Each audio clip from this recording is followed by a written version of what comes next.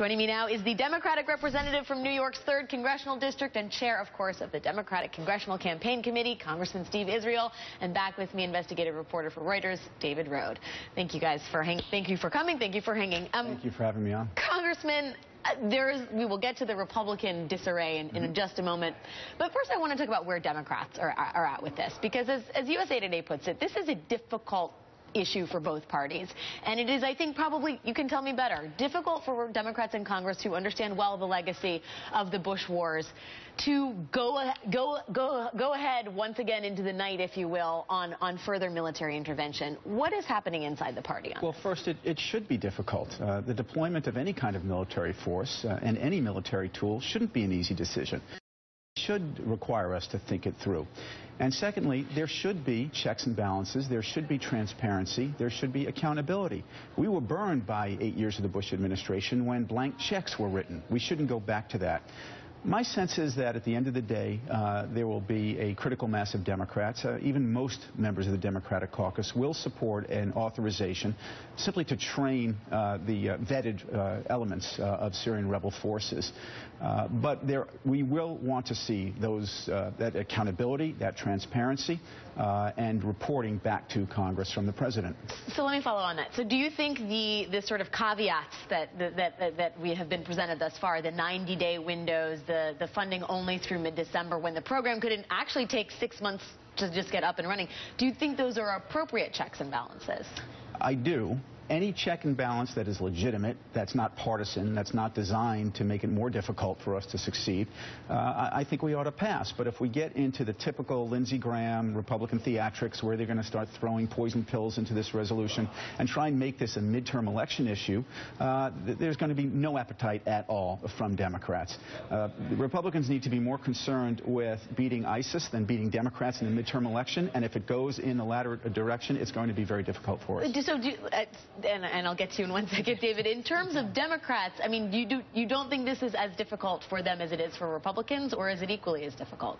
You know, it depends. It depends on the district that you represent. I do believe that the Democratic caucus wants to make sure that we are providing the assistance that the President wants, but no blank checks. We were burned by that. The country was burned by that. Our military was burned by that.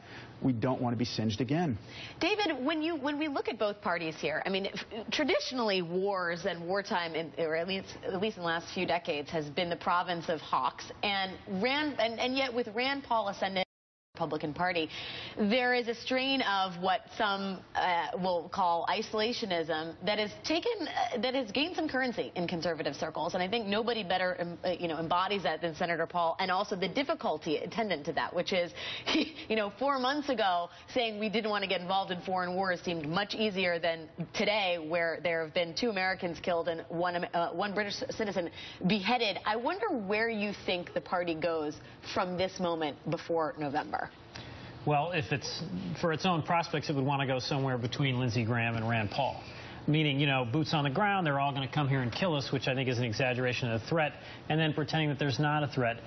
For any president, Republican or Democrat, if there is an attack here in New York, in Washington, anywhere in the country, it is deadly politically.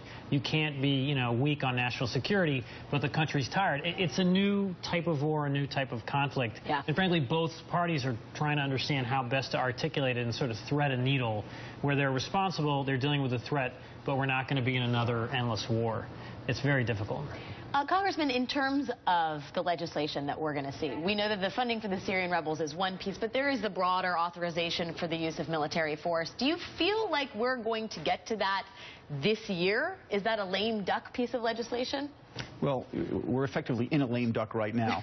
We've got another 4 days of session in the least productive Congress ever in the history of the Congress, which is really saying something. I would be surprised if we saw any other action beyond a limited resolution authorizing support and training for vetted elements, again, vetted elements of the Syrian rebel forces. And I'd be surprised if it goes much beyond that. And really, there's no time to go much beyond that because the Speaker of the House has signaled that we'll be home on Friday until after the election.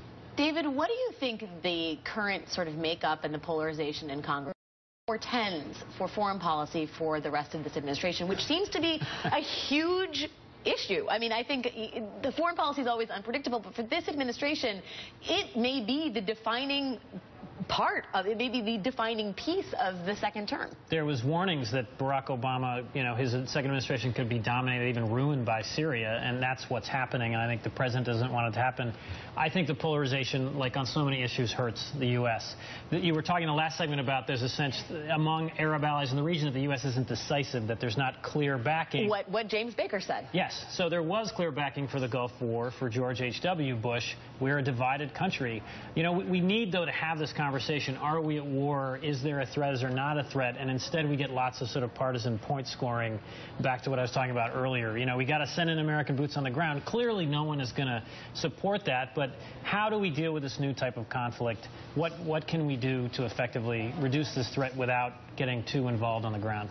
Congressman, to that point, to actually accomplishing the mission in a factually accurate and meaningful way, there are folks who say you cannot destabilize and destroy the threat that is ISIS without having boots on the ground. I believe Matt Salmon, a Republican from Arizona, said on our air this morning that it is ultimately going to take some ground troops. Absolutely. He is a member of Congress from Arizona, but there are outside foreign policy analysts who will say you cannot get this done truly, meaningfully in the long term without boots on the ground. Is that something that you could see the Democrats ever supporting from this These Republicans have never met boots on the ground that they didn't like. This has to be done incrementally and without raising expectations. Number one, blunt the ISIS offensive. Number two, contain their space, seek to degrade them over the long term, begin to disrupt them or continue to disrupt them, dismantle them.